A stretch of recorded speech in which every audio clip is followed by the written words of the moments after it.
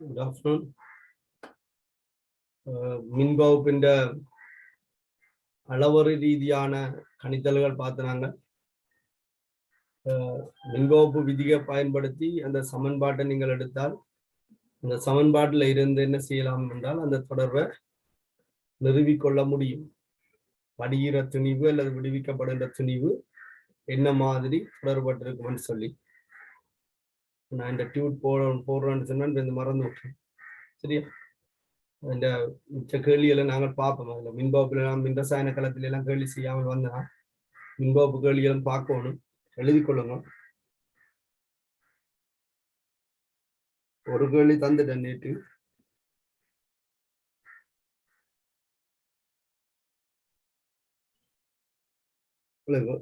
செப்பு வளையம் செப்பு வளையம்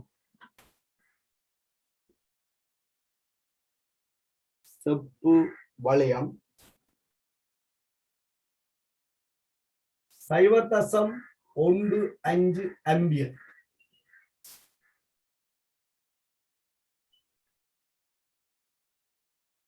செப்பு வளையம் 0.15 ஆம்பியர். மாறா மின்னோட்டத்தில்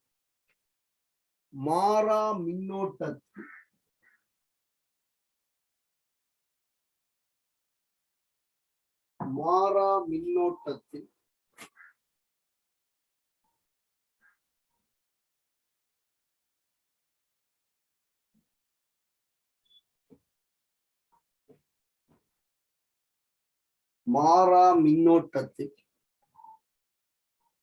40 நிமிடங்களுக்கு வெள்ளி முலாமிடப்பட்டது. 40 நிமிடங்களுக்கு வெள்ளி முலாமிடப்பட்டது. 40 நிமிடங்களுக்கு வெள்ளி முலாமிடப்பட்டது.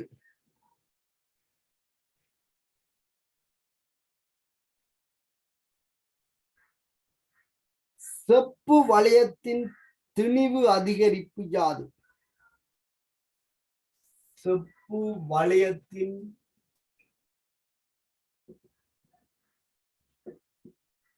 திணிவு அதிகரிப்பு யாது?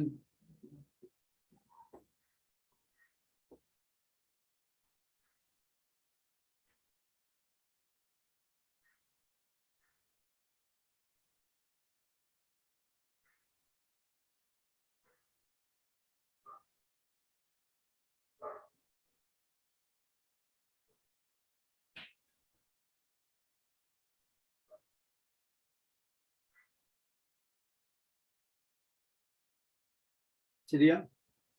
செப்பு வளையத்தின் திணிவு அதிகரிப்பு யாது? இதுல உங்களுக்கு வெள்ளிக்கு 107 என்று சாரண திணிவு தரப்பட்டிருக்கு. செப்புக்கு 64 என்று தரப்பட்டிருக்கு. இங்க கவனிங்க, செப்புக்கு 63.5. போன முறை ஸ்கீமிலேயும் அப்படி 63.5 தந்துருக்காங்க. எங்களுக்கு தந்த தரவை பயன்படுத்தினான் தேவை. உண்மை என்னவாயும் இருக்கட்டும். இதுல ஃபெரடே மாறிலி 96,540 என்று சொல்லப்பட்டிருக்கு. சரிதானே? கூலோம் மூல் -1 ஒரு மூலின் ஏற்றம் 96,540. இப்ப தந்த தரவுக்கு தான் நாங்கள் வேலை செய்யணும். இப்ப கேள்வியில தரவுகள் இருந்தா தரவுகளை செக் பண்ணணும். உங்களுக்கு ஏற்கனவே தெரியுமென்றக்காண்டி நீங்க அந்த தரவை போடலாம். வேறு ஒரு விடைய தரவு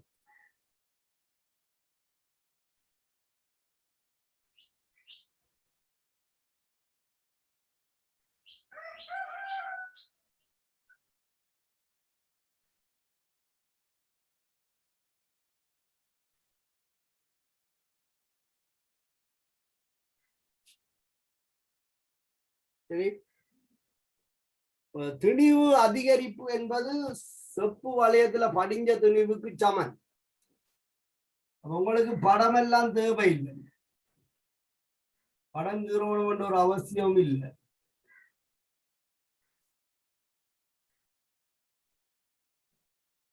இதுல பிரச்சனை என்னென்றால் ஆர் வடியுதுன்றதான் பிரச்சனை.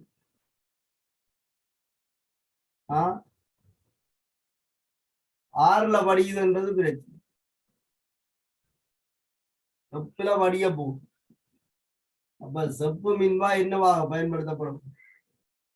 மறை மின்வாயாக பயன்படுத்தப்படும். மின்கலத்தின் மறைமுனைவோட நீங்கள் தெரிவு செய்து இணைக்கும். இது உங்களுக்கு தெரிஞ்சிருக்கும். இங்க பயன்படுத்தப்படுகின்ற மின்பகு பொருள் ஏஜி பிளஸ் Cu2+ என்பதை நீங்க தான் தீர்மானிக்க. படிக்கிற தெளிவு ஆறு இங்க படிக்குது என்பதால இது கேத்தோட், இங்க இது கரைகிறதால இது அனோட். மின்கலத்தின் நேர்முனையோடு இணைக்கப்பட்டிருக்கால நேர்மின். யார் படிக்கும் என்றது தெரியணும். அதனால நான் 2 சாரணத்தினையும் தந்திருக்காங்க. குழம்பி துளையாட்டு பண்ணு வெள்ளியினுடைய சாரணத்தினையும் செப்பினுடைய சாரணத்தினையும் தரப்பட்டிருக்காது. அடகுறையா படிக்கிறது இதுல எது படிக்குதுன்னு தெரியாமல் ஏதோ ஒன்று செய்து துளையாட்டு. இங்க படிய போறது செப்பு, இது வெள்ளி. அப்ப வெள்ளிதான் படி, வெள்ளி முலாம் தான் எழுதுறீங்க. அப்ப உங்களுக்கு வெள்ளியின் திணிவு தான் அதிகரிக்கும். ஏஜி பிளஸ் தான் ஒரு இலத்திரனை பெற்று ஏஜியா செப்பின் மீது படிக்க போகும். செப்பு கரண்டிக்கு வெள்ளி முலாமிடுகிற ஒரு முலாமிடல் சேர்ப்பார். அடுத்து நீங்கள் கவனிக்க வேண்டியது நிமிடம். அலகு மாற்றம் செய்யவும் கூட திணிவுகள் வந்தால் செக் பண்ணி கொள்ளுங்க என்ன திணிவுன்னு சொல்லி. சரியா? ஏற்கனவே சமன்பாடு எடுத்திருக்கிறோம்.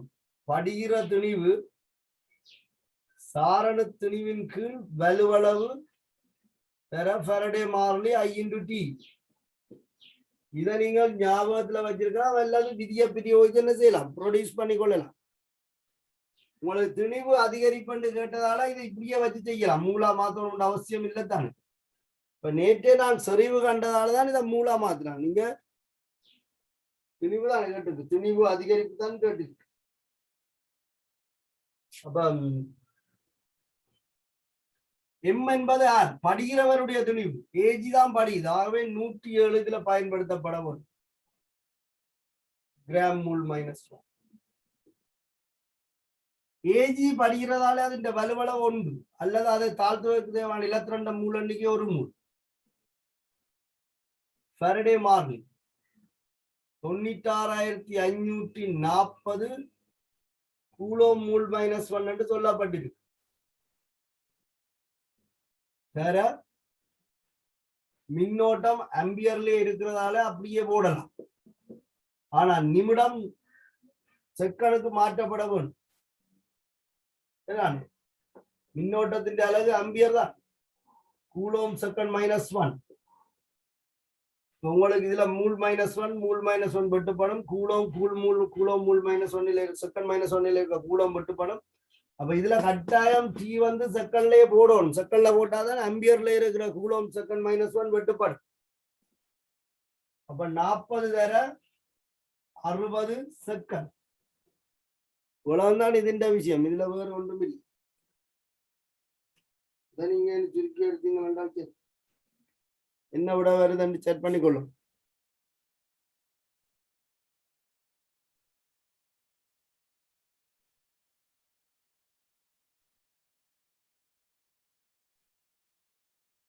.99 வருதோ 0.399 வருதோ வருமானத்திற்கு செக் பண்ணுவோம்.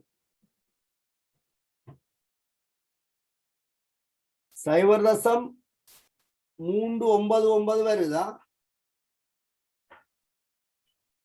நீ சுருக்கலாம். அவை படிஞ்ச திணிவு 0.399 கிராம்.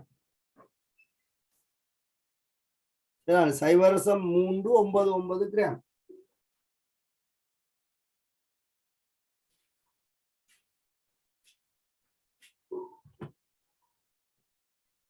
இந்த மாதிரி நிறைய கேள்விகள் செய்யணும்.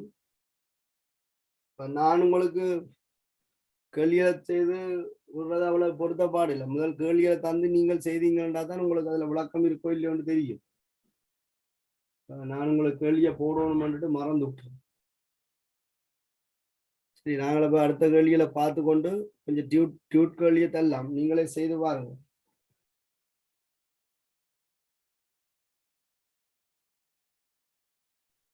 இதெல்லாம் முனைகளே கவனமா இனங்காணும். இந்த கேள்விக்கு இந்த படம் போடணும்னு அவசியம் இல்லை. நான் என்னென்றால் இந்த முனைகளை விளங்கி கொள்ளணும் என்றக்காண்டி படத்தை காட்டியிருக்கேன். மின் வகுப்பு மின்முலாமுடு ரெண்டுமே ஒரே தத்துவம் தான். இங்க பாருங்க, கெதோட் வந்து மறைமுனைவா இருக்கு. ஆனா மின் ரசாயன கலத்துல கெதோட் நேர்முனைவு. பாடமாக்கலாம்.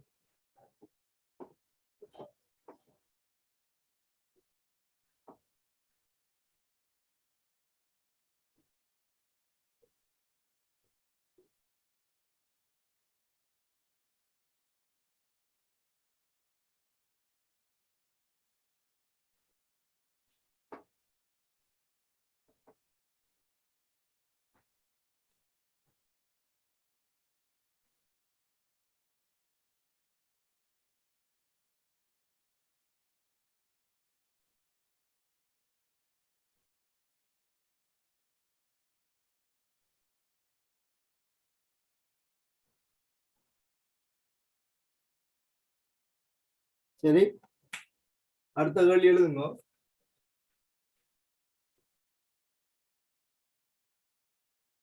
L, M. L, M.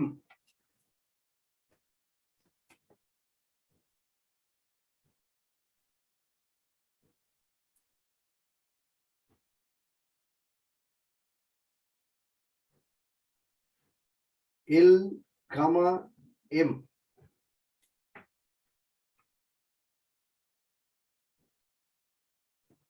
ஆகியன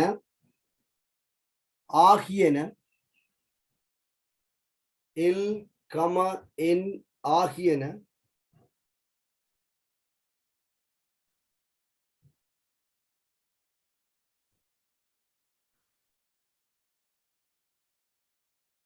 இரு வலுவளவுள்ள கட்டியங்கள் இரு வலுவளவுள்ள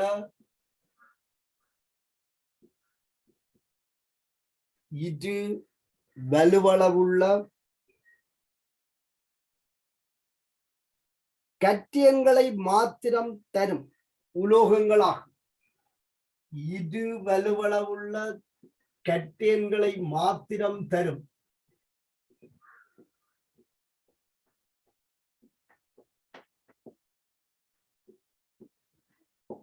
இது வலுவளவுள்ள கட்டியங்களை மாத்திரம் தரும்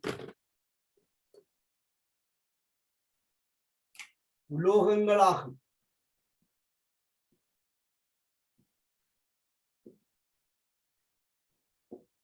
இது வலுவளவுள்ள கட்டியங்களை மாத்திரம் தரும் உலோகங்களாகும்.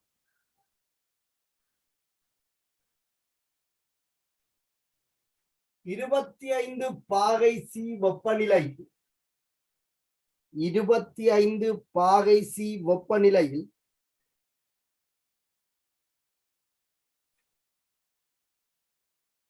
எல் துண்டொன்று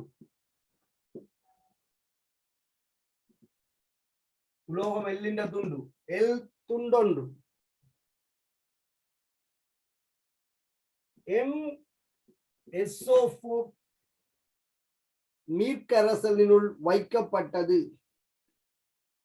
எம் SO4 நீர்க்கரசலினுள் வைக்கப்பட்டது.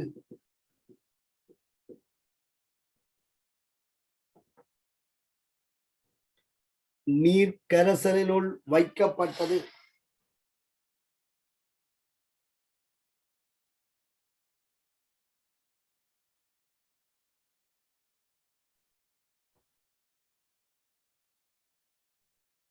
கரைசலினுள்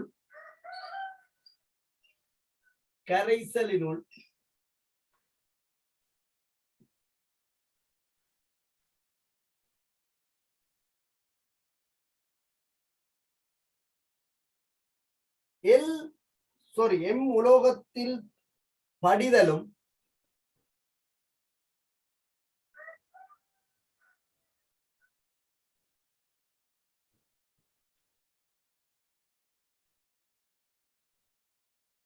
எம் உலோகத்தில் படிதலும் எல் உலோகத்தில் கரைதலும் அவதானிக்கப்பட்டது.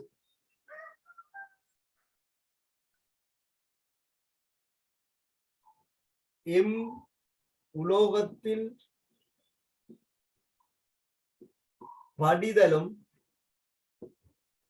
எல் உலோகத்தில் கரைதலும் அவதானிக்கப்பட்டது.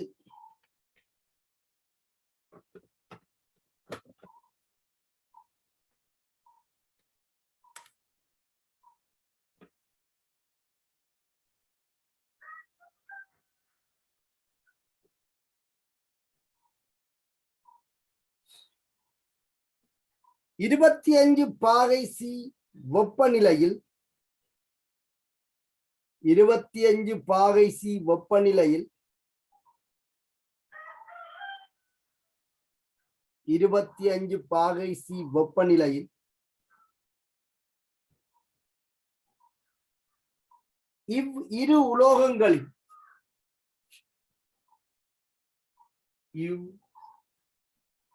இரு உலோகங்கள்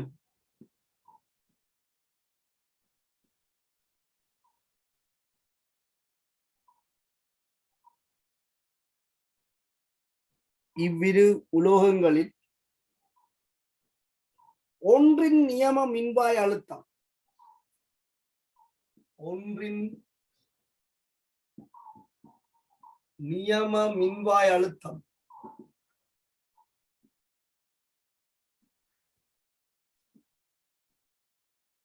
ஒன்றின் நியம மின்வாய் அழுத்தம்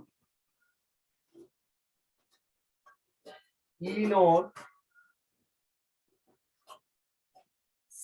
1.23 வோல்ட். யார் என்று குறிப்பிடல, ஒரு ஆள்டி என்று சொல்லி இருக்கு.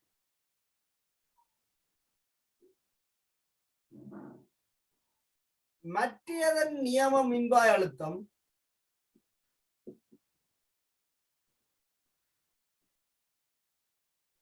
மற்றதன் நியம மின்வாய் அழுத்தம்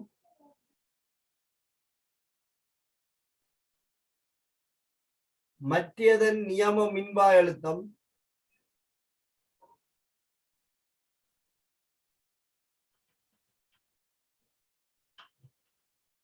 2.12 வோல்ட் ஆகவும் இருந்தன.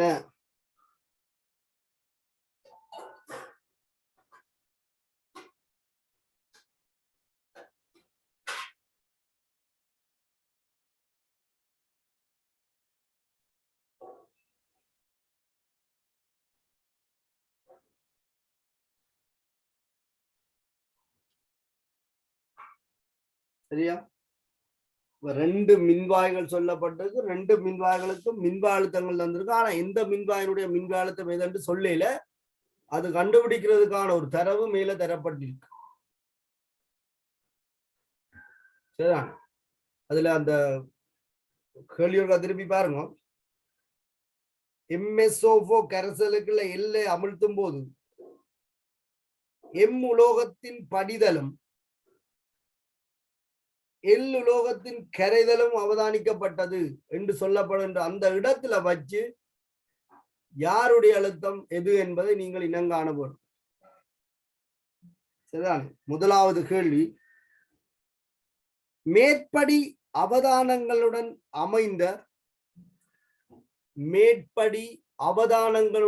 அமைந்த ரசாயன தாக்கத்திற்குரிய சமன்பாட்டை எழுதுக.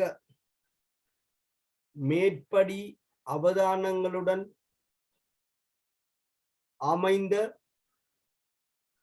ரசாயன தாக்கத்திற்குரிய சமன்பாட்டை எழுதுக.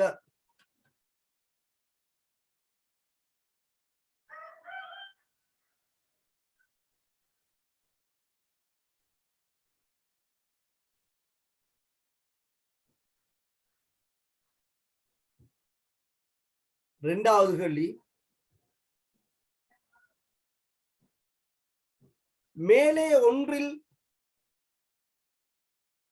குறிப்பிட்ட மேலே ஒன்றில் குறிப்பிட்ட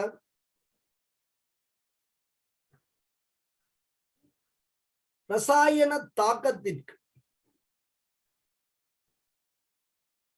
மேலே ஒன்றில் குறிப்பிட்ட ரசாயன தாக்கத்திற்கு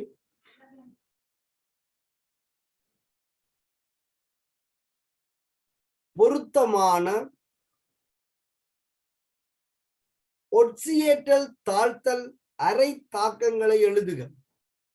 ஒட்சியேற்றல் தாழ்த்தல் அரை தாக்கங்களை எழுதுக.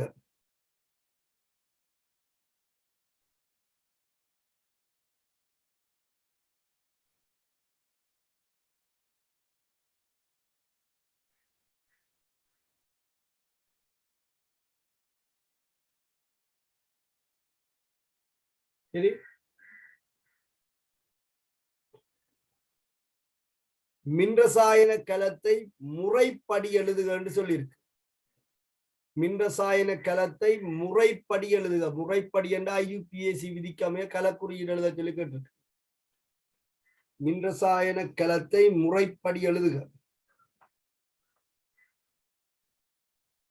அடுத்தது மின்னியக்க விசையை காண்க. மின்னியக்க விசையை காண்க.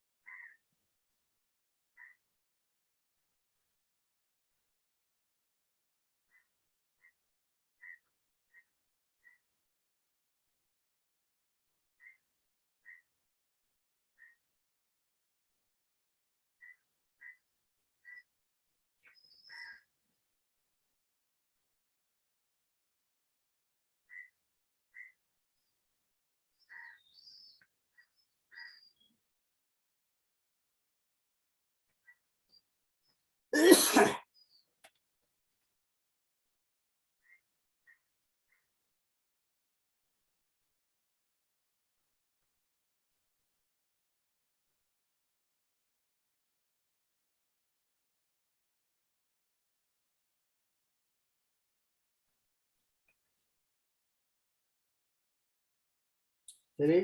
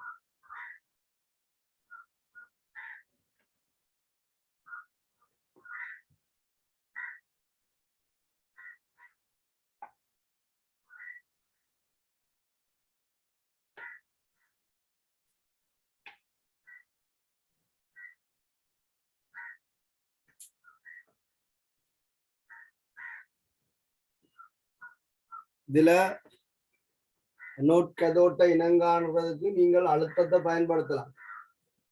தாழ்த்தல் அழுத்தம் குறைந்த மின்வாய், அதாவது மின்ரசாயனத்துள்ள மேலே இருக்கிற மின்வாய் ஒட்சியேற்றத்துக்கு உட்படும். கீழே இருக்கிற மின்வாய் தாழ்த்தலுக்கு உட்படும்.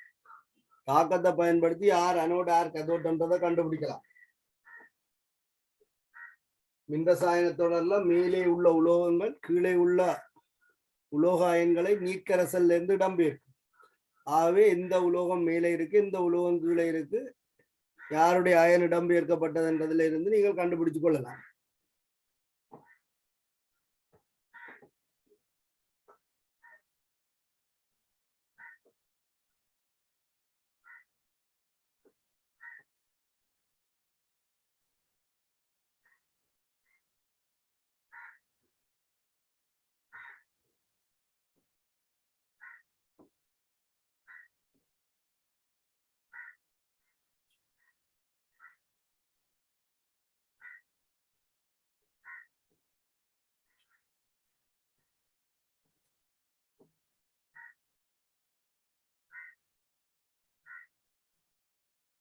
பாருங்க.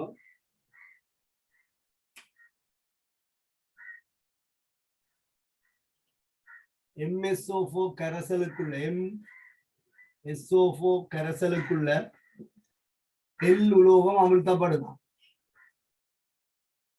மின்ரசாயனத்தோட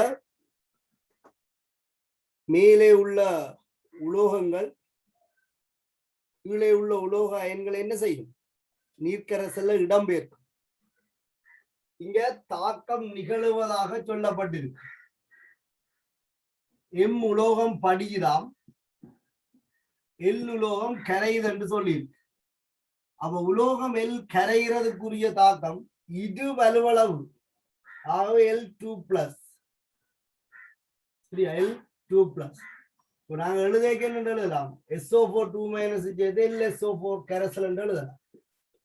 எம்மின் படிதல் நிகழ்தாம். அப்ப எம் வந்து படிக்கும். இரண்டும் இரு வலுவளவு உள்ள உலோகங்கள் என்பதால வலுவளவுகளை நீங்கள் கருத்துல கொண்டு சாக்கம் எழுதிக்க உங்களுக்கு மூலக்கூட்டு சூத்திரம் சிக்கலை தராது. சமப்படுத்த தேவை இல்லை. எல்லில் ஒரு எல் 2 இலத்திரனுக்கு எம்மில் 2 இலத்திரன். இதுதான் உங்களோட முதலாவது கேள்விக்கான விடை. அப்ப மின்ரசாயன தொடர்ல எம்முக்கு மேல எல் இருந்தால்தான் எம்மின் நீர்க்கரசலை எல் வந்து இடம்பெயர்க்கும். நான் முதலுக்கா கேள்வியும் கேட்டிருக்கேன் உங்களை. Cu2+ அயன்களை சட்டன் 2+ இடம்பெயர்க்காது, சட்டன் அணுதான் இடம்பெயர்க்கும். ஆனா சட்டன் 2+ அயன்களை செப்பு இடம்பெயர்க்கும். வாழ்க்கையில நடக்காது. அப்ப மின்ரசாயன தொடர்ல எல் மேல இருக்குது, எம் கீழே இருக்கு என்பதை இந்த தாக்கத்தில இருந்து நீங்கள் இனம் காணணும். ஒருவேளை எம்முக்கு கீழே இந்த எல் இருக்குமாக இருந்தால் தாக்கம் நடந்திருக்காது. உங்களுக்கு தெரிஞ்ச கரைசலை வச்சு யோசிங்க. Cu2+ கரைசலுக்குள்ள செப்புக்கு மேல இருக்கிற ஒரு உலோகத்தை அமுழ்த்தினால் உலோகம் கரையும், செப்பு படி. உதாரணத்துக்கு சட்டன் பாவிங்க. இப்ப சட்டன் 2+ கரைசலுக்குள்ள செப்பு உலோகத்தை அமுழ்த்தினால் தாக்கம் நடக்கும்? நடக்காது. அதுதான் தாக்க வேத தொடர் மின்ரசாயன தொடர்ல நாங்க சொல்ற விஷயம். மேலே இருக்கிற மூலகங்கள் இலகுவாக ஒட்சியேற்றப்படும், கீழே இருக்கிற மூலகங்கள் இலகுவாக தாழ்த்தப்படும்.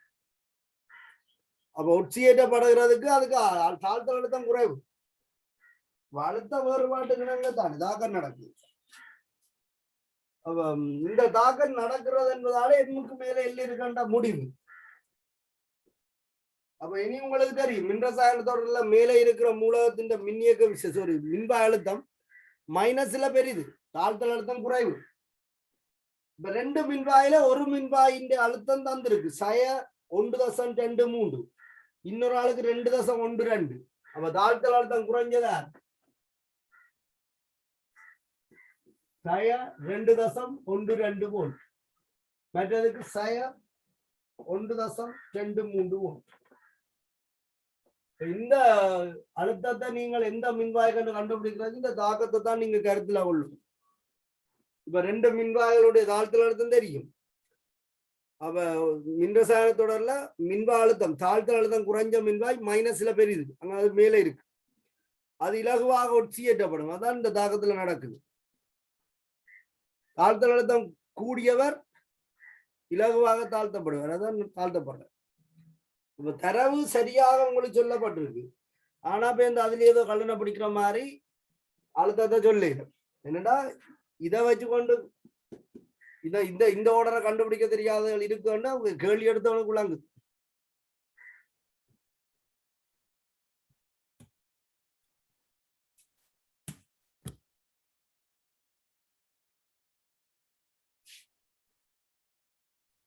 இதுல இருந்து நாங்கள் எல்லுக்கும் எம்முக்கும் அழுத்தம் தெரியும். இனி அங்கால கேள்வி உங்களுக்கு இல்லை. 2வது கேள்வி என்ன கேட்டு இதுக்குரிய கலத்தாக்கத்தை எழுத சொல்லி கேட்டு, இது ஒரு கலத்தாக்கம் கலத்தாக்கத்தை எழுத சொல்லி கேட்டு.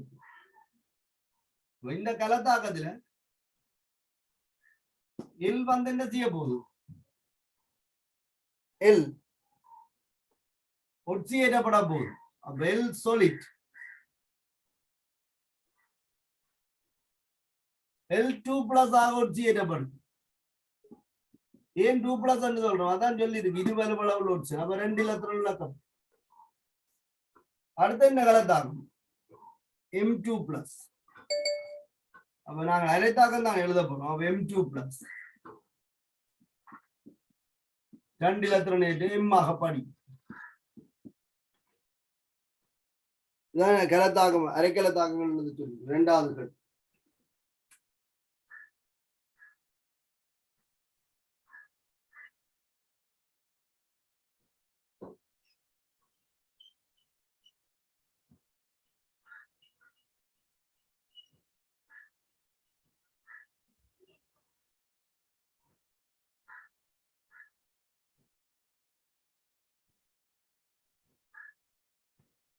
அடுத்தது இந்த 2 மின்வாய்களையும் பயன்படுத்தி ஒரு மின்ரசாயனக்களை உருவாக்கப்பட்டால் அதனுடைய பெயரை குறிப்பிட சொல்லி கேட்டிருக்கு. நான் அதை சோட்டா கேட்டிருந்தேன். இது எல்லிண்ட மின்வாயும் எம்மிண்ட மின்வாயும் பயன்படுத்தி ஒரு மின்ரசாயனக்களை உருவாக்கப்பட்டால் மின்ரசாயன களத்தை முறைப்படி பெயரிடுகிறது. அப்ப அனோட் இடது கை பக்கத்துல அனோட் மின்வாயின் அரைக்கல தாக்கம் எழுதப்படவும், அரைக்கலத்தினுடைய பெயர் எழுதப்படவும். அப்ப அனோட் கண்டுபிடிச்சிட்டீங்க. அனோட் தெரியும், இதுதான் அனோட். மேலே இருக்கிற மின்வாயில சீட்டப்படும் அனோட். இது கேதோட். முதல் நீங்க எழுத வேண்டியது அனோட் அரைக்கல தாக்கத்தின் பெயர். எல் சொலிட் வந்து ஒரு நிலைக்குத்து கோடு L2+ ஆக நீர்க்கரசலாகும். நியமம் என்று சொல்லி இருக்கிறதால 1 மூல் டெசிமீட்டர் -3. ஒரு தசமானது 1 மூல் போட்டால் நல்ல பிராக்கெட்டை மூடும். இங்க என்ன இணைப்புன்னு சொல்லல, நீங்க உப்பு பாலம் என்றா ஒரு சோடி நிலைக்குத்து கோடுகள் பாய்ப்பீங்க.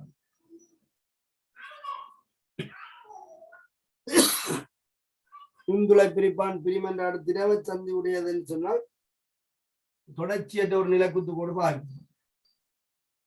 M2+ கரசல் 1 மூல் decimetre -3.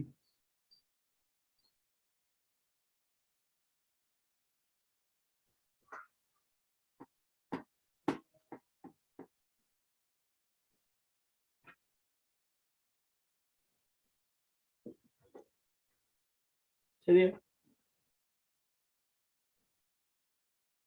இது தனியொரு நிலைக்குத்து கோடு M ஆக படி.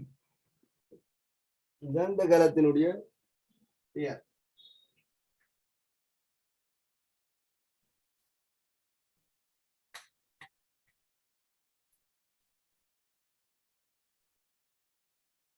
மின்னியக்க விஷயம் கேட்டு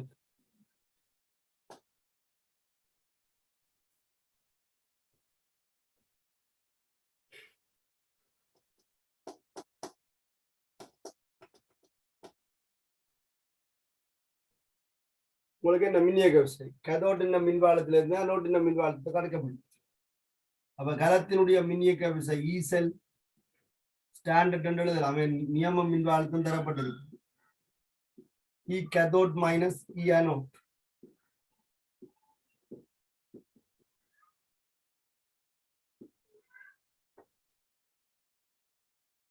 E cathode minus E anode. உங்களுக்கு இது 1.23 வோல்ட் கழிக்க போறோம் 2.12 வோல்ட்.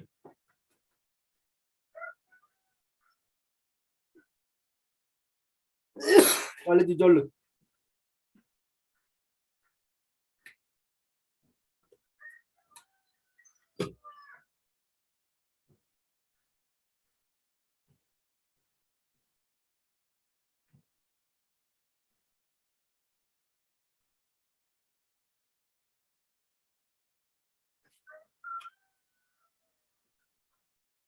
சைவதசம் 89 வருது. பிரமாணம் நீங்கள் பார்த்துக் கொள்ளுங்க. 0.89.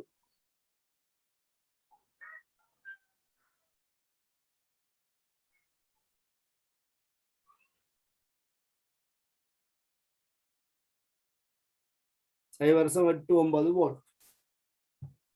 உங்களுக்கு ஒரு கலத்தினுடைய மின்னியக்க விசை வந்து எப்போதும் சகவிலை அமையும் என்று சொல்லி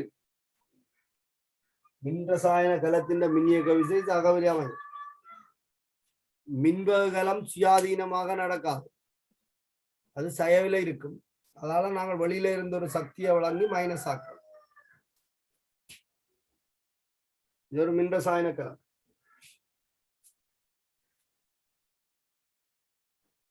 ഇതിന്റെ ஒரு பி பகுதி கேள்வி இருந்தது,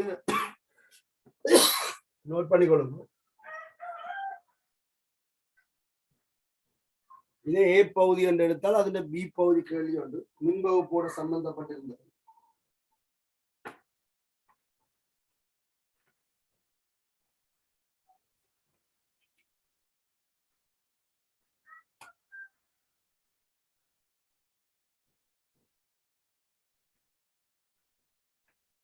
கேள்வி எழுதுங்க. மின்பகுப்பு முறையொன்றின் மூலம் ഇതിന്റെ ബി പകുതിയാ தொடர்பில்லை பெருசா. மின்பகுப்பு முறையொன்றின் மூலம்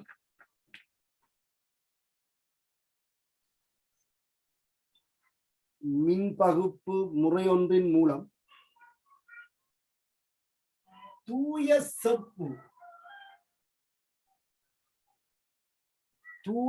செப்பு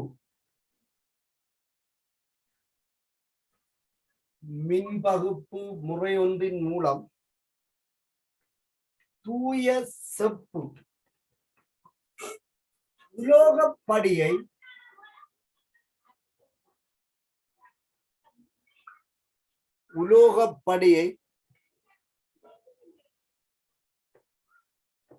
மின்பகுப்பு முறையொன்றின் மூலம் தூய செப்பு உலோகப்படியை காபனின் கோல் ஒன்றின் மீது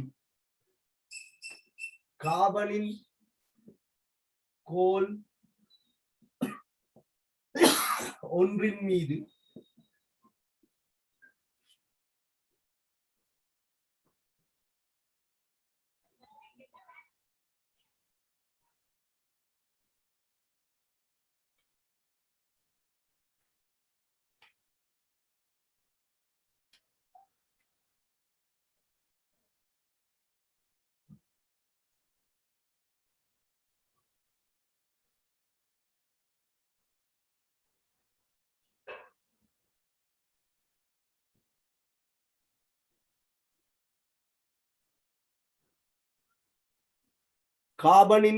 ஒன்றின் மீது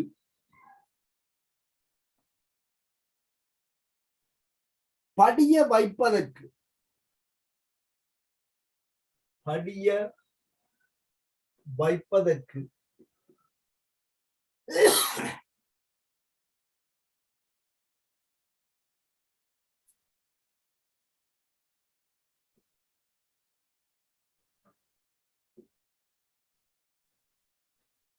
கீழுள்ள வகையான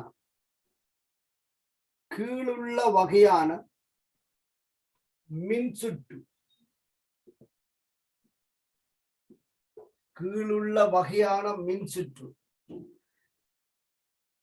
PQ மின்வாய்களுடன் பிரகடோடு கொண்டு கீழுள்ள வகையான மின்சுற்று PQ மின்வாய்களுடன்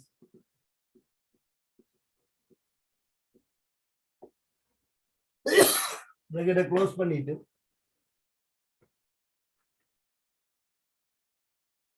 பயன்படுத்தப்பட்டது.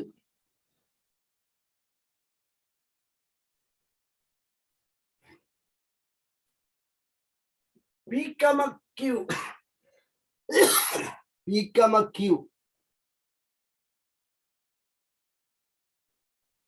ஆகிய இரண்டில் ஒன்றாவது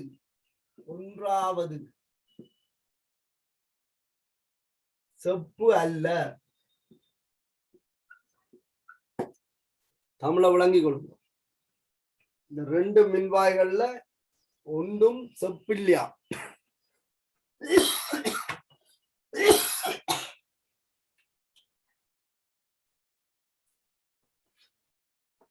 ஒன்றாவது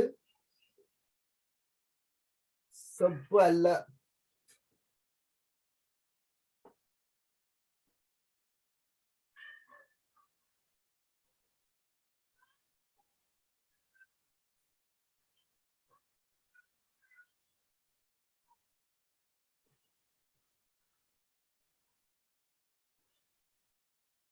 ஒன்றாவது செப்பு அல்ல.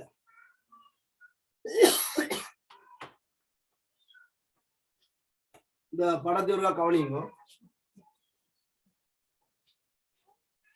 இதான் படம். இது ஒரு மின்பகுகலம்.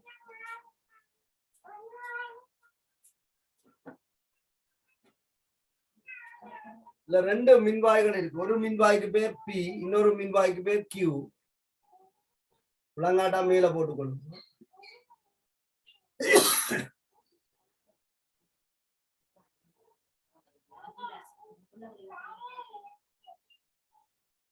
சரியா?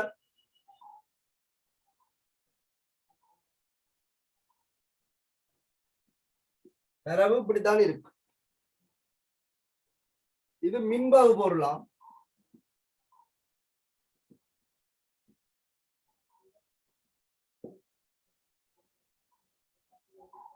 சட்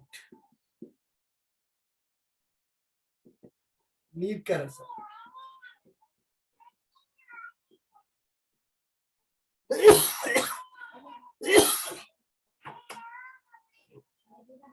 கேள்விதான் பெருசா இருக்கு, விடை மிகவும் சின்னதாக இருக்கு. இதுல நோக்கம் என்னென்றால் செப்பு உலோகப்படைய கார்பன் மேற்பரப்புல படிய செய்யணும். அதுக்காக ஒரு அமைப்பு செய்யப்பட்டிருக்கு. அந்த அமைப்புல பிக்யூ என்ற ரெண்டு மின்வாய்கள் பயன்படுத்தப்பட்டிருக்கு. இந்த ரெண்டுல ஒன்று செப்பு இல்லை. இதுல ஒரு மின்வாயி செப்பு இல்லை, பிஓ கியூஓ செப்பு இல்லை. அதான் மேல சொல்லியிருக்கு.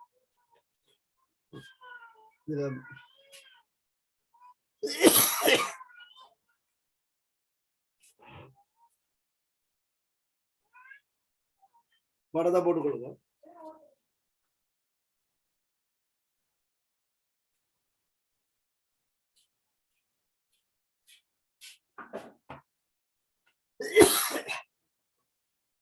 கேள்வியை பாருங்க. முதலாவது கேள்வி, இந்த மின்வாய்களில்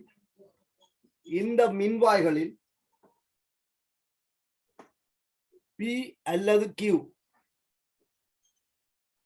ஓட்டுக்கொள். இந்த மின்வாய்களில் பி அல்லது கியூ எந்த மின்வாயில் செப்பு படிவுறும் என்பதை எந்த மின்வாயில் செப்பு படிவுறும் என்பதை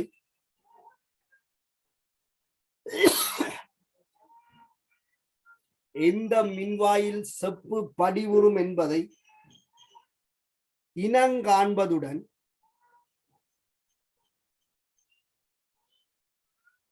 அது ஒரு அனோட்டா அல்லது கதோட்டா என்பதையும் கூறுக. அது ஒரு அனோட்டா அல்லது கதோட்டா என்பதையும் கூறுக.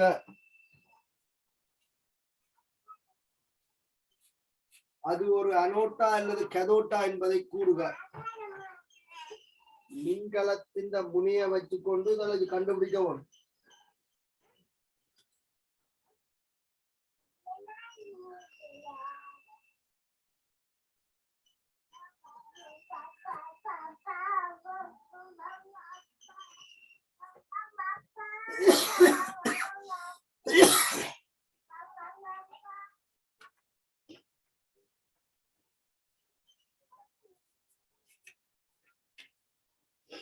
ஒரு மின் வகுப்பில முனையை கண்டுபிடிக்கிறதுக்கு மின்கலத்தின் முனையை பயன்படுத்த ஒன்று சொல்லியிருக்கேன்.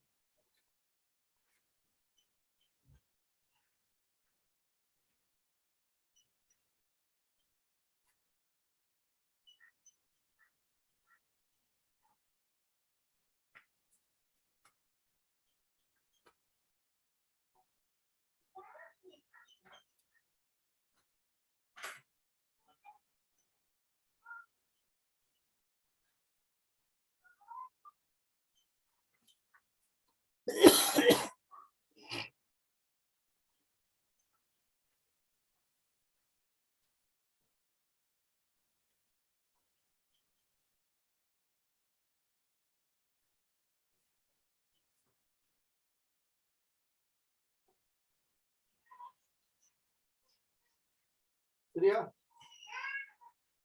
இப்ப பாருங்க, ஈக்குவண்ட ரெண்டு மின்வாயில எந்த மின்வாயில போய் செப்பு படிக்கும்? முனை இனங்காணப்படவன் மறை மின்வாய் மின்கலத்தின் மறைமுனைவோடு இணைக்கப்பட்ட மின்வாய் மறை மின்வாய். அப்ப கியூ மின்வாய் மறை மின்வாய்.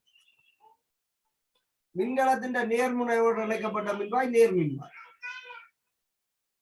இதுல Cu2+ தான் படிய செய்ய போயிடும். அப்ப மின்பொருள்ல கட்டாயம் Cu2+ இருக்கும். அது என்ன செய்யும்? மறை மின்வாயால கவரப்படும்.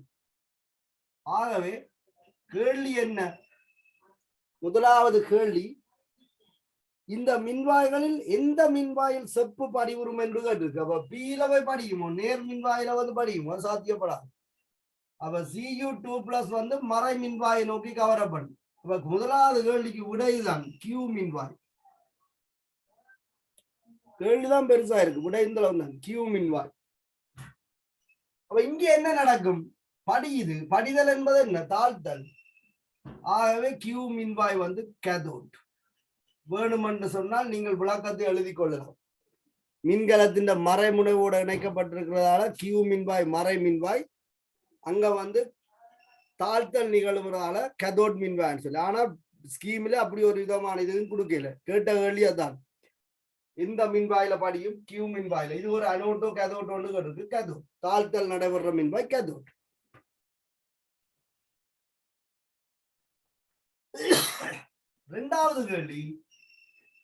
இரண்டாவது கேள்வி செப்பாக பயன்படுத்தக்கூடிய மின்வகு பொருள் ஒன்றை தெரிவிக்க கேட்டிருக்கு. சாரி, சட்டாக. இந்த சட்டாக என்ன மின்வகு பொருள் பயன்படுத்த வேணும் என்று கேட்டிருக்கு. படிய வைக்கணும் செப்ப வேற ஏதன் பயன்படுத்தலாம். அப்ப செப்பின் நீக்கரசல் பயன்படுத்தப்பட வேண்டும். சரிதான்? செப்பின் ஒரு நீர்க்கரசலை பயன்படுத்தினால் இந்த மின்வாயில நாங்கள் என்ன செய்யலாம்? செப்ப படிய செய்யலாம். அப்ப செப்பில நன்றாக கரையக்கூடிய எந்த ஒரு நீர்க்கரசலை நீங்கள் பயன்படுத்தலாம். ஆனா நான் உங்களுக்கு அந்த மின்வகுப்பின் அந்த சிறந்த தன்மை சம்பந்தமாக குறிப்பிட்டிருந்தேன் தானே, அதெல்லாம் சிக்கலாயன் பயன்படுத்தினா எல்லாம் என்று சொல்லியிருக்கேன். இதுல நீங்கள் படியத்தானே செய்ய போறீங்க. இப்ப இந்த நோக்கத்துக்காக நீங்கள் நீர்ல கரையக்கூடிய செப்பின் எந்த ஒரு அயன் கரைசலும் பயன்படுத்த. எங்களுக்கு பிரதானமாக கிடைக்கிறது வந்து செப்பு சல்பேட், செப்பு நைட்ரேட். இதுல யாராவது ஒரு ஆளை நீங்க என்ன செய்யலாம் சொன்னால் பயன்படுத்தலாம். விரும்பினால் சிக்கல்களையும் பயன்படுத்தலாம். இந்த சிக்கல்களையும் பயன்படுத்தி கொள்ளலாம். அப்ப மின்பகு பொருள்ல இருக்கிற செப்பு தான் இதுல வந்து படியும். அதுதான் அவன் முதலே சொல்லியிருக்கான், அந்த பிஓ கிஓ செப்பு இல்லைன்னு சொல்லி. என்ற நீ எங்க என்ன நினைப்பீங்க? இது கரைஞ்சு அங்க வந்து படிதண்டு நினைப்பியல்லானே, அதுக்குதான் மேல சொல்லிருக்கேன். அப்ப இதுல வந்து படிக்கிறது Cu2+ அது மின்பகு பொருள்ல இருக்கு.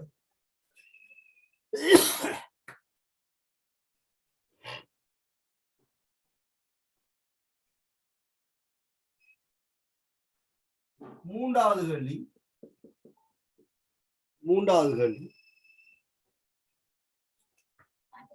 ஆரம்பத்தில் நடைபெறும்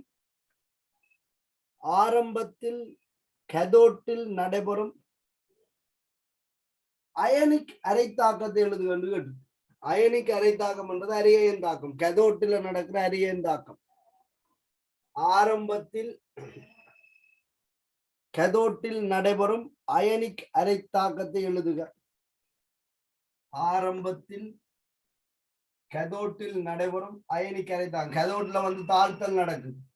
ஆகவே Cu2+ அயன்கள் 2 இலத்திரங்களை பெற்று Cuவாக படியும். இதுல மின்னோட்டம் நிகழுது. நீங்கள் அப்ப சமநிலை எழுதக்கூடாது, அது ஒரு திசையில தான் படிக்கும்.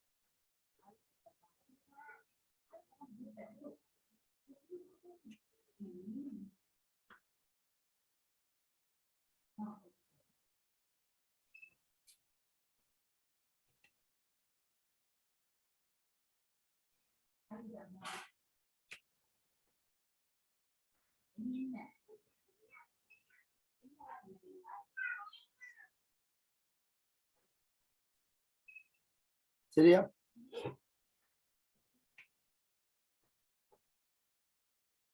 இந்த மின்வகுப்பு சம்பந்தமான கேள்வி எதிர்கொள்ளணும்.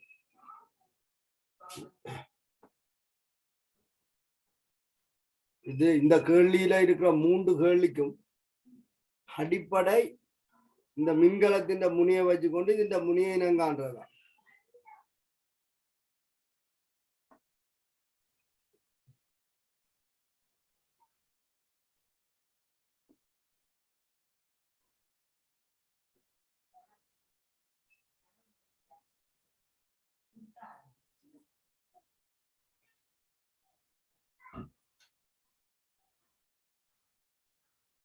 சரி, கேள்விகளை கொள்ளுங்க.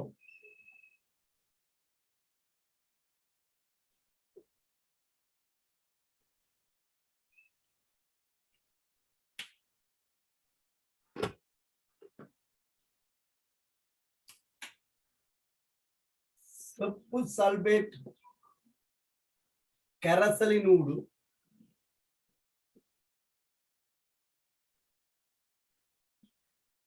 செப்பு சல்பேட் கரைசலினூடு 0.25 ஆம்பியர்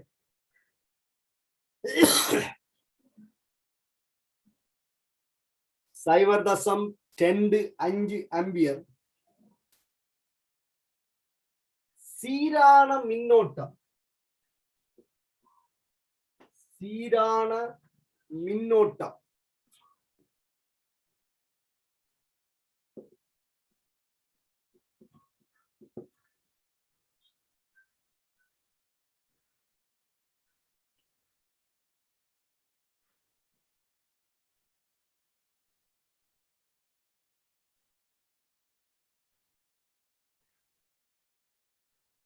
சீரான மின்னோட்டம்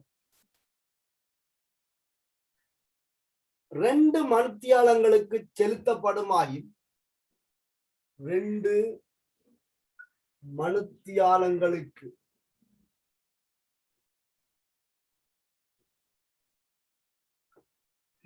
மணித்தியாலங்களுக்கு செலுத்தப்படுமாயின்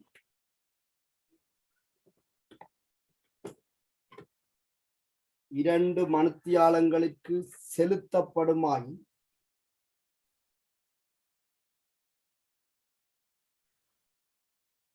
2 மணித்தியாலங்களுக்கு செலுத்தப்படுமாயின்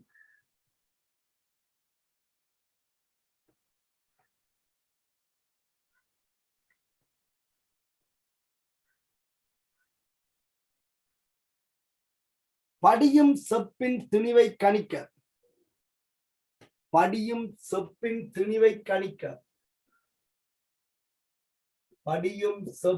திணிவை கணிக்க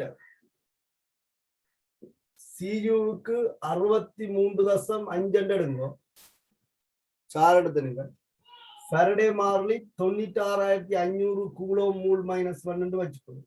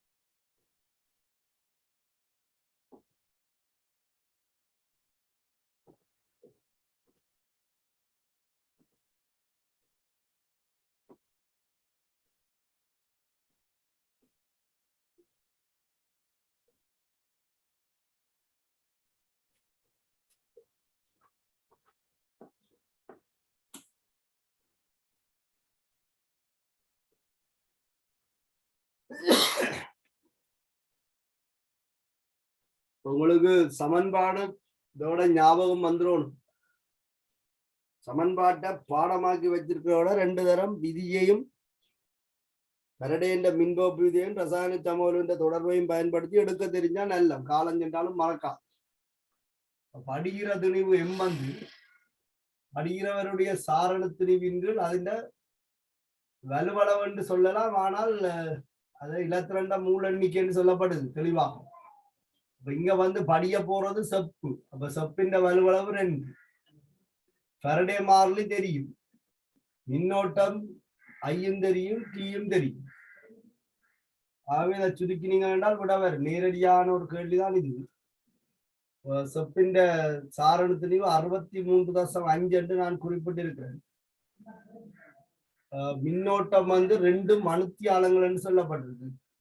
அலகோட போட்டீங்கன்னா உங்களுக்கு தெரியும் இதுல ஏன் நாங்கள் அலகு மாற்றம் செய்ய வேண்டும் என்று சொல்றோம். அம்பியர் என்பது கூலோம் செகண்ட் -1. அப்ப 2.0.25 அம்பியர் என்பதை நாங்கள் கூலோம் செகண்ட் -1 என்று எழுதினால் நேரம் கட்டாயம் செகண்ட்ல தான் பிரதிரோணம் என்ற உண்மை புரியும். எவ்வளவு 2 மணித்தியாலங்கள். 2 மணித்தியாலங்களை 60 பெருக்கினால் நிமிடங்கள் வரும். அதை மேலும் 60 பெருக்கினால் செகண்டா. செகண்டும் செகண்ட் மைனஸும் வெட்டுப்படும். இது வந்து 2 வலுவளவு. ஃபரடே என்பது 96,500 கூலோம். மூல் -1. 1 மூல் புரோத்தண்டி ஏற்றம் தான் 1 ஃபரடே என்று சொல்லி கல்குலேஷன்லயே நாங்கள் வரையறுத்திருக்கிறோம். 1 மூல் புரோத்தங்கள் கொண்டுள்ள ஏற்றத்தின் அளவு 1 ஃபரடே. இதே நீங்கள் சுருக்கி எடுத்தீங்கன்னா அதுல வந்து உங்களுக்கு நீங்க அறியும் எவ்வளவு நேரத்துல எவ்வளவு செப்பு படியும் என்று சொல்லி.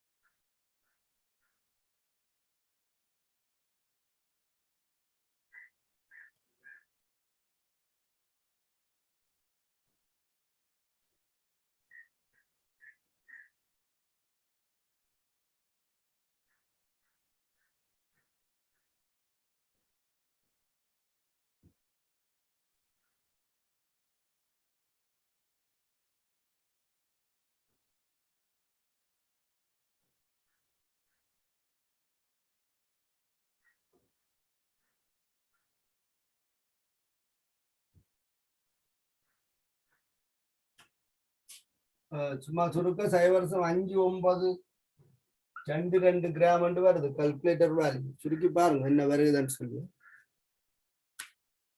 மடக்கையால சுருக்கி பழகினீங்கன்னா நல்லா. நீங்க அயன் சமநிலையில் எப்படியோ மடக்க பாவிக்கத்தானே போடுங்க. 0.5922 கிராம்.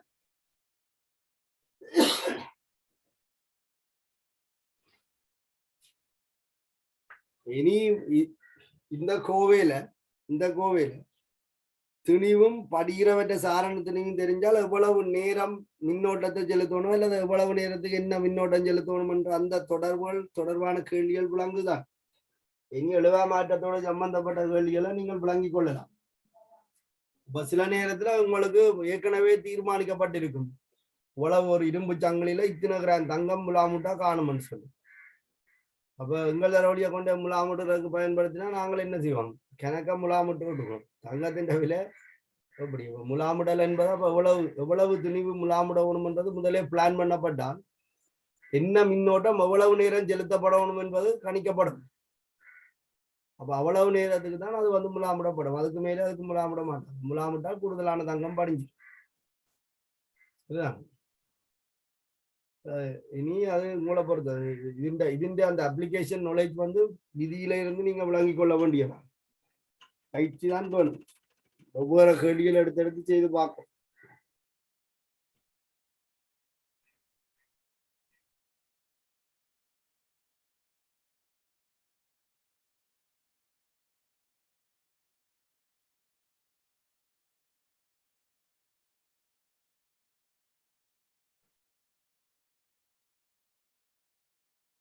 இதுல இவ்வளவுத்தையும் நாங்கள் சமவெளி துணிவண்டே சொல்லலாம்.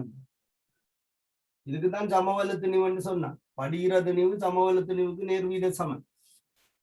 எம்மின்கள் 2 சமவெளி துணிவு, எம்மின்கள் வலுவளவு சமவெளி துணிவு. அப்ப நாங்கள் சமவெளி திணிவு தர I into T into F என்று எழுதலாம். படிகிற திணிவு M வந்து சமவெளி திணிவு தர I into T into F என்று எழுதலாம்.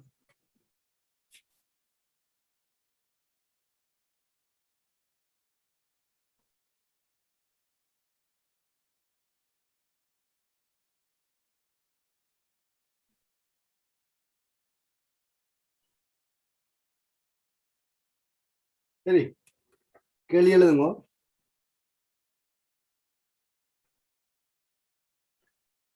AgNO3 கரைசல் AgNO3 கரைசல் AgNO3 கரைசல் ஒரு மணித்தியாலங்களுக்கு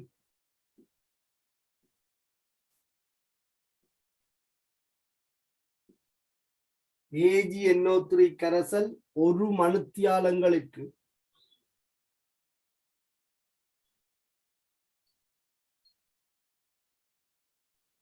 மின்வகுப்பு செய்யப்படுவதன் மூலம் ஒரு மணித்தியாலங்களுக்கு மின்வகுப்பு செய்யப்படுவதன் மூலம் 2.5 கிராம் 2.5 கிராம்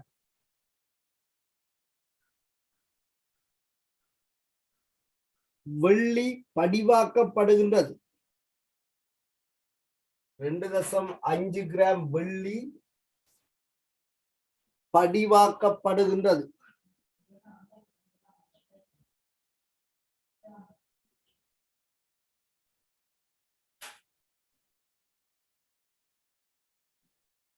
இதற்கு தேவையான மின்னோட்டத்தின் அளவை காண்க. இதற்கு தேவையான மின்னோட்டத்தின் அளவை காண்க.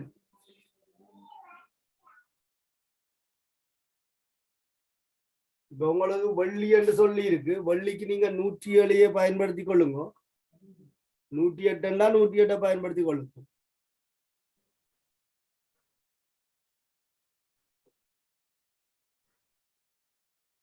இப்ப நீங்க 107 பயன்படுத்தி கேள்வியை செய்யுங்க. வெள்ளியின் சாரணத்தினையும் உங்களுக்கு 107 என்று நான் சொன்னா நீங்க அதன்படி செய்தா சரி. எல்லாருக்கும் ஒரே வருமானம்.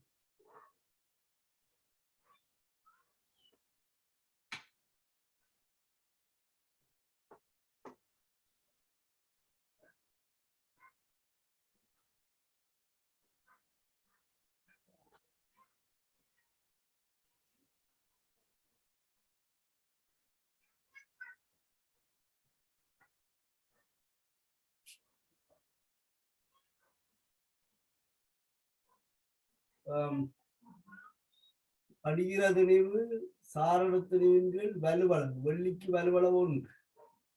பெரடே மாறிலி 5T எழுதா மாட்டம் தான். படிகிற திணிவு கிராமில தான் உங்களுக்கு வரும். அது வந்து 2.5 கிராம் என்று சொல்லி இருக்கு. வெள்ளியின் திணிவை நீங்க 107 பயன்படுத்தி கொள்ளுங்கன்னு சொன்னா 108 நாங்கள் சில இடத்துல பயன்படுத்துற நாங்கள் தான்.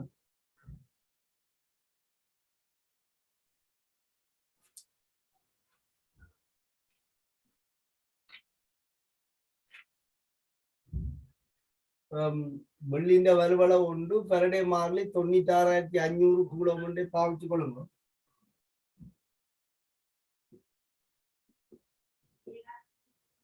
ஒரு மணித்தியாலங்களுக்கு மின்னோட்டம் செலுத்தப்பட வேணுமா?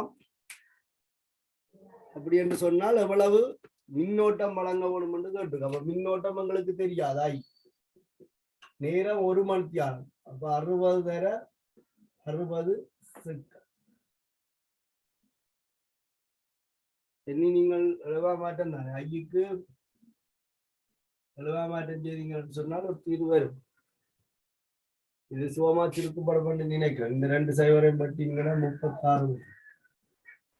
2.5 தர 965 தர 36 107 போட்டீங்கன்னா சரி.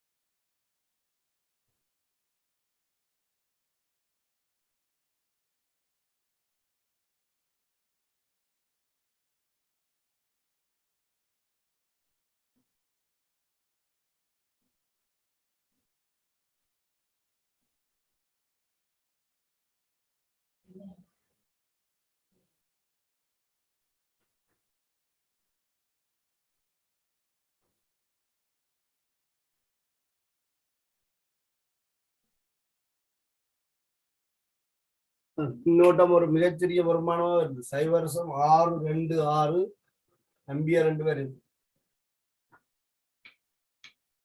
என்ன வருது?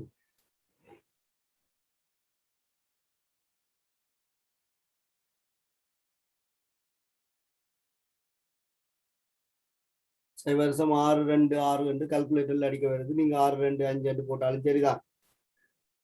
சரிதான். சாரணத்தினிமே என்ன நம்பாதீங்க.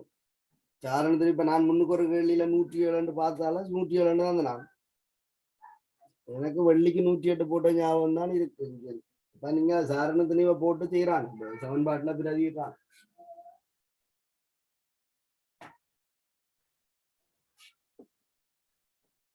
விழுவா மாற்ற கேள்விகள் மாதிரி கேள்விகளை நீங்க உங்களுக்கு ஏற்ற மாதிரி தீர்மானிச்சு கொள்ளலாம். மின்னோட்டம் தெரிஞ்சா நேரம் காணலாம், நேரம் தெரிஞ்சா மின்னோட்டம் காணலாம்.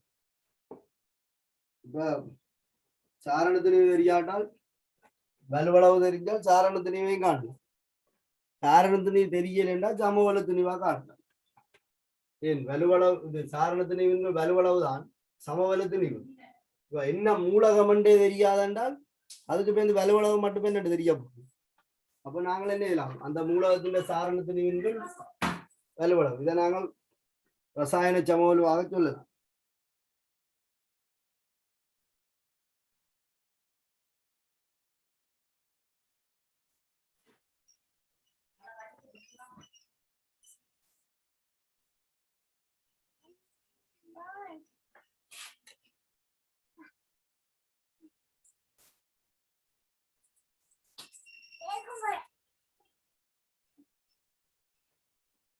சரியாடா? அடுத்த வழியில இருக்கும்.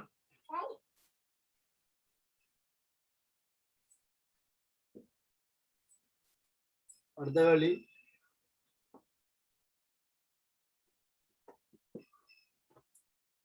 சைவர் தசம் 9 ஆம்பியர் மின்னோட்டம் 0.9 ஆம்பியர் மின்னோட்டம் செப்பு மின்வாய்களை கொண்ட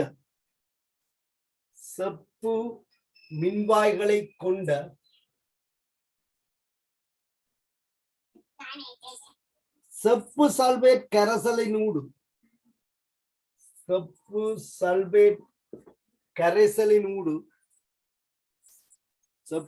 செப்பு மின்வாய்களை கொண்ட செப்பு சல்பேட் கரைசலினூடு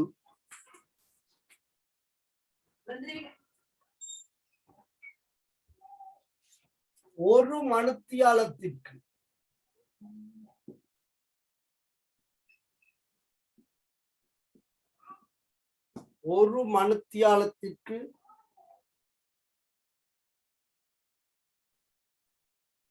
செலுத்தப்பட்டது.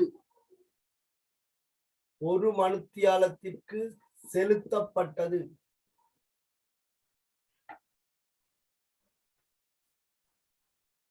ஒரு மணித்தியாலத்திற்கு செலுத்தப்பட்டது.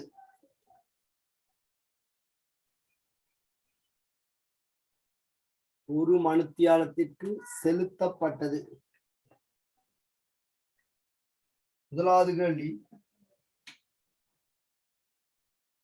கேதோட்டில் படியும் செப்பின் திணிவு யாது? கேதோட்டில் படியும் செப்பின் திணிவு யாது? கேதோட்டில் படியும் செப்பின் திணிவு யாது?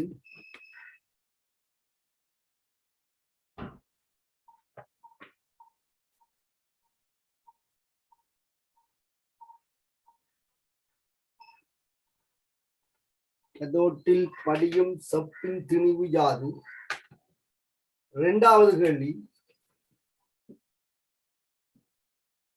இதே அளவு மின்கணியம் இதுல செலுத்தப்பட்ட மின்கணியம் இதே அளவு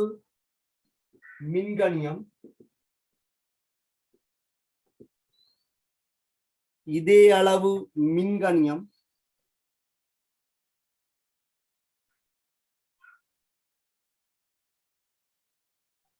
எக்ஸ் என்னும் உலோகத்தின் உப்பு கரைசலினூடு செலுத்தப்பட்ட போது இதே அளவு மின்கணியம் எக்ஸ் எனும் உலோகத்தின் உப்பு கரைசலினூடு செலுத்தப்பட்ட போது உப்பு கரைசலினூடு செலுத்தப்பட்ட போது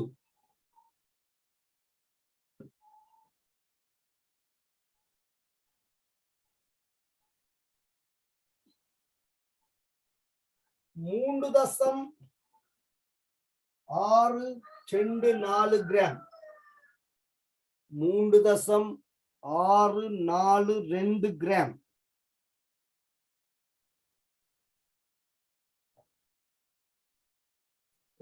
பெருமானம் இதுதான் 3.624 கிராம். நான் எழுதை கொண்டு சொல்ல என்னன்னு சொல்லி இதான் பெருமானம் 3.624 கிராம்.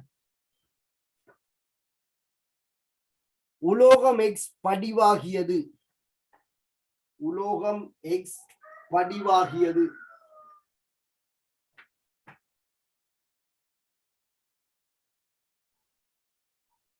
உலோகம் எக்ஸ் படிவாகியது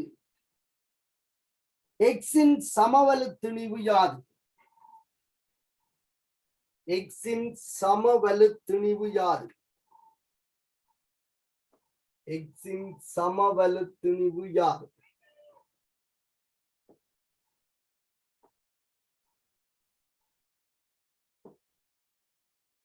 முதலாவது கேள்விக்கு நீங்கள் விடையெடுக்கலாம். பரிச்சயமான கேள்விதான்.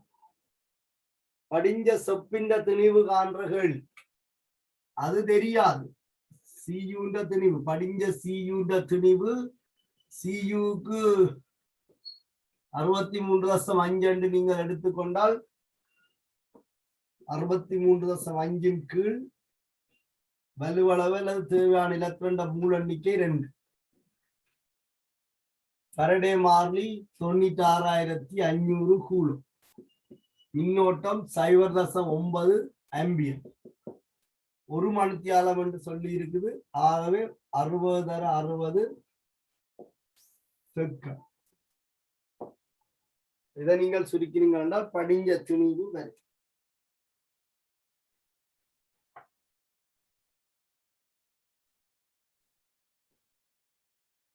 இதுல இருந்து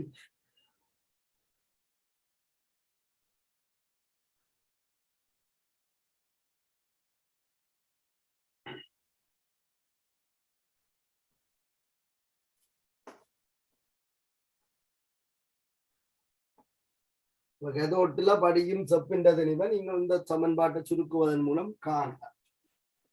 அதுல உங்களுக்கு கஷ்டம் இல்லை. சுருக்குங்க விட வரும்.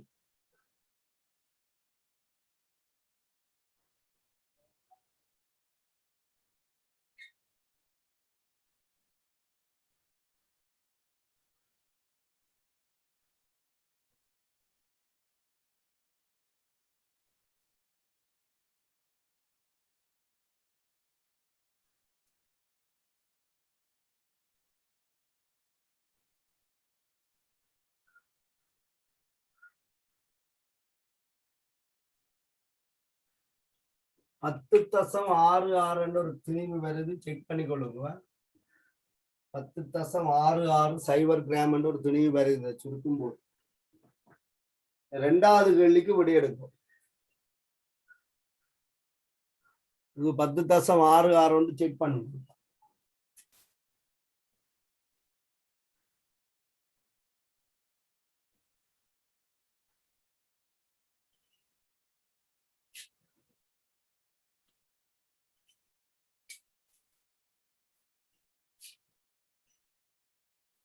என்னடா ரசாயன சமவெளி என்னன்னு கேட்டிருக்கு. இரண்டாவது கேள்வி. அதே அளவு மின்கணியம் செலுத்தப்படும் போது ஃபரடே என்ற இரண்டாவது மின்பகுப்பு விதியைத்தான் தொடர்படுத்தும். படிகிற திணிவு ரசாயன சமவெளிவிற்கு நேர்வீத சமன் என்று சொல்லுது. ஒவ்வொரு மின்பகு பொருள் கரைசலினூடாக ஒரே அளவு மின்னோட்டம் செலுத்தப்படும் போது சரியான படிகிற திணிவு ரசாயன சமவலுவிற்கு நேர்வீத சமம். அப்ப இதுல ஒரே அளவு மின்னோட்டம் என்றால மின்கணியம் தான், அம்பியரும் நேரமும் மாறையில்னு சொன்னால் ஒரே அளவு மின்னோட்டம். ஃபரடே ஒரு மாறிலி. சாரண திணிவின் கீழ் தேவையான எலக்ட்ரான் எண்ணிக்கை என்பது ரசாயன சமவல். இங்க இருந்தா அந்த திணிவு சொல்றோம், படிகிற திணிவு ரசாயன சமவலுவிற்கு நேர்வீத சமம். ரசாயன சமவலு என்பது அந்த குறித்த மூலகத்தின் சாரண திணிவுக்கும் தேவையான எலக்ட்ரான் எண்ணிக்கைக்கும் இடையிலான மூல எண்ணிக்கைக்கும் இடையிலான விகிதம். அப்ப உங்களுக்கு இந்த கேள்வியை செய்கிற நீங்கள் ரெண்டு மாதிரி இந்த கேள்வி அணுகலாம். இப்ப படிக்கிற திணிவு தான் இருக்கு 3.624 கிராம். அதே அளவு மின்னோட்டம் பண்றதால இது ரெண்டும் அப்படியே பிரதிட்டு சாரண திணிவும் தெரியாது, பலவளவும் தெரியாது. அப்ப இவ்வளவு ரசாயன சமவல் எடுத்து 96,500 பிரதிட்டு சுருக்கி ஒரே சமன்பாட்டில் எடுக்கலாம். ஆனா இந்த ரெண்டும் ஒரே கேள்வியாக இருக்கிறதாக நாங்கள் விதியை நேரடியாக பிரயோகிக்கலாம். பெரடே என்ற இரண்டாவது விதி என்ன சொல்லுது? ஒவ்வொரு மின்வாய்களிலேயும் நடக்கிற தாக்கத்தின் அளவு ரசாயன சமவலுக்கு நேர்வீத சமம். சரிதானே? பெரடே மாறிலி மின்னோட்டம் ஒரே கணியம்.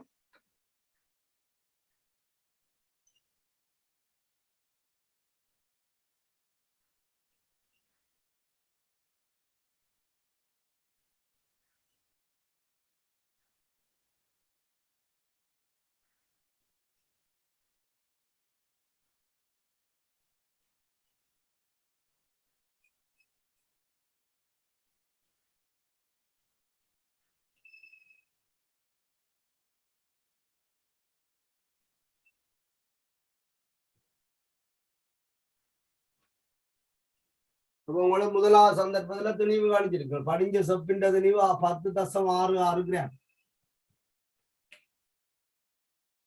1.06 கிராம் வருது. பாப்போம், நான் அது சுருக்கினதுல பிள்ளை இருக்கு, பாப்போம். சுருக்கல் பிள்ளை என்றா சந்தோஷம் தானே எனக்கு. திருப்பி செக் பண்ணுவோம். என்ன 9ஆல பெருக்கிட்டு பண்ணிக்கிறேன். அப்படியே 63.5 வேற 0.9 வேற 36. ஓ இத 96,965 ஒரு பிரிச்சு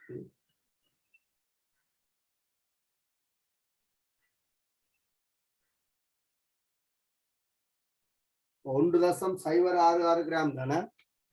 1.066 கிராம். இது 10.6 இல்லை, 1.066 கிராம். இப்ப எங்களுக்கு பரடேன்ற இரண்டாவது விதியில முதலாவது கேள்வியில படிஞ்ச திணிவு தெரியும், அதிண்ட ரசாயன சமவலு காணலாம்.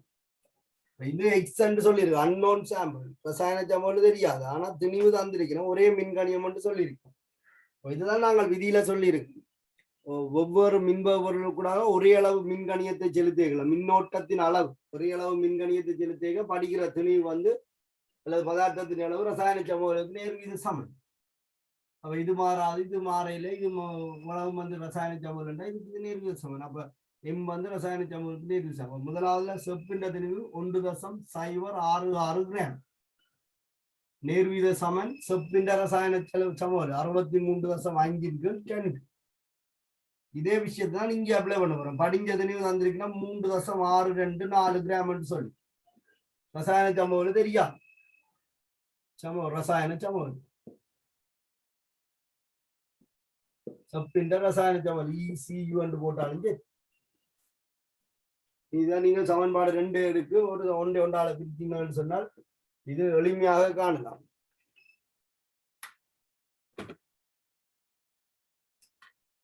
இரண்டாவது சமன்பாட்டை முதலாவது சமன்பாட்டால பிரிப்போம். இரண்டாவது சமன்பாட்டை முதலாவது சமன்பாட்டால பிரித்தோம் என்று சொன்னால் 3.624 கிராமின் கீழ் 1.066 கிராம். இது சமன் செப்பின்ற ரசாயன சமவல் அதன் கீழ் 63.5 தர கீழ் 10 நீங்க எழுவா மாற்றம் செய்தீங்கன்னா செப்பின் ரசாயன சமவலுக்கு ஒரு தீர்வு.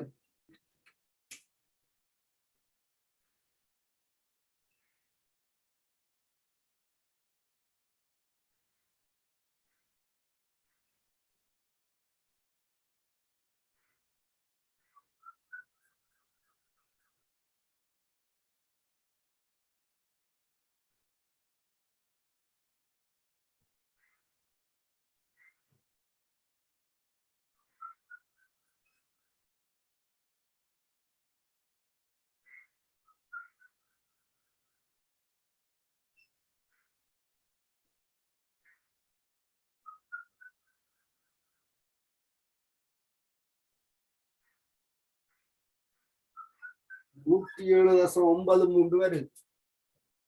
അപ്പൊ എക്സ് എன்ற മൂലകത്തിന്റെ രസായന ചമവല് 107.93. என்றால் நான் இதான் நான் வெள்ளிக்கு 108 சொல்லி கொண்டு திரியிருந்தேன். வெள்ளிய கருத்துல கொண்டு கேள்வியை தீர்மானிச்சிருக்கலாம். சில இதுல கேள்வியை இலவரத்துல காண்டி 107 தருவான், 108 தருவான் சுருக்கல் சுவத்துக்காக. செப்புக்கு 64 எடுக்காதீங்க. செப்பு 63.5 தான் அநேகமான கேள்விகளை தரப்படுது. நீங்கள் சும்மா பாடமாக்கி வச்சுக்கொண்டு செய்கிறது சரி. தரவு ஒன்று தந்தால் தரவை விட்டுட்டு நீங்க பாடமாக்கினது போடக்கூடாது. நீங்கள் பாடமாக்கினது சரியா இருந்தா பரவாயில்லை, இல்லைண்டா போடலாது, விட பிழைக்கும். 2020 ஸ்கீம்ல கூட இப்படிதான் 63.5 எடுத்து அவன் செய்திருக்கான். அவன் சார் இடத்துலயும் கொடுக்கல, சார் இடத்துலயும் கொடுத்த ஞாபகம் இல்லையா, கொடுக்கல. ஆனா 63.5 போட்டு செய்தா சரி என்று எடுத்திருக்கான். எல்லாது சாரணத்திலேயே குறியீட்டை போட்டு அந்த குறியீட்டோட விடிய கொண்டு கொடுக்க சொல்லியிருக்கான்.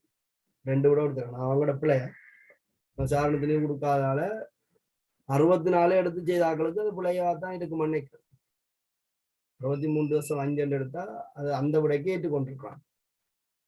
இல்லாட்டால் செப்பின் சாரணத்துக்கு தெரியாது, எம் வச்சுக்கொண்டு எம் சார்பில் விட கொடுத்தாக்களுக்கு சரி என்று சொல்லியிருக்கான். சரியா? இந்த மாதிரி கேள்விகள் கிடக்கு. நாங்க மிச்ச கேள்விகளையும் பார்ப்போம். இப்ப விவசாயத்தை சரியான முறையில் முடிச்சு கொண்டு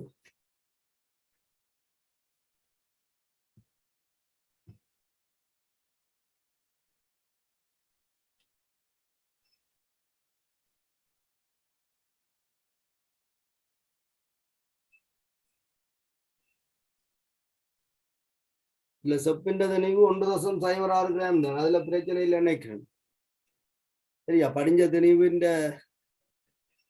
இது அது பெருமானத்தை பிரதிதான். இந்த பெருமானத்தை சுருக்கி வார பெருமானம் தான். அது தசத்திலான எனக்கு பிழைச்சது. அது 1.06 சரியா?